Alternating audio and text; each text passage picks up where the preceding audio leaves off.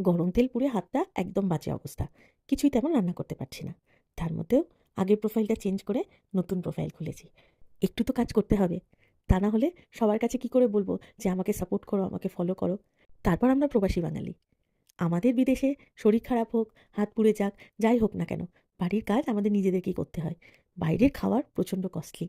আর সবথেকে বড় কথা, আমরা যেরকম মন মতো খাবার চাইবো, সেরকম আমরা অবশ্যই পাবো না। এটা সম্ভব নয় যে ৩ বেলা আমরা বাইরে থেকে খাবার এনে খাবো। আমাদের দেশে খাবার অনেক সস্তা, অনেক ভ্যারাইটি। যা চাইবো তাই পাবো। এখানে কিন্তু সেরকমটা নয়। খাবারের উপরে যত্নটা আবার আমাকে নিতে হবে। আমি তো সবকিছু খেতে পারি না। সেই জন্য খুব সহজে ধোসা বানিয়ে নিলাম। আর সঙ্গে সমস্ত রকম বাদাম দিয়ে, নারকেল দিয়ে একটা চাটনি বানিয়ে নিলাম।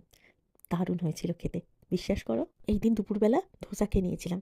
আমাদের বাড়ির ৪ জন মেম্বার, ৪ জনই ধোসা খেতে প্রচণ্ড ভালোবাসি। আমার ভিডিওগুলো কেমন লাগছে জানালে সত্যি খুব খুশি হব। আর পাশে থেকো, সবাই ভালো থেকো, সুস্থ থেকো আর আমাকে অনেক সাপোর্ট করো।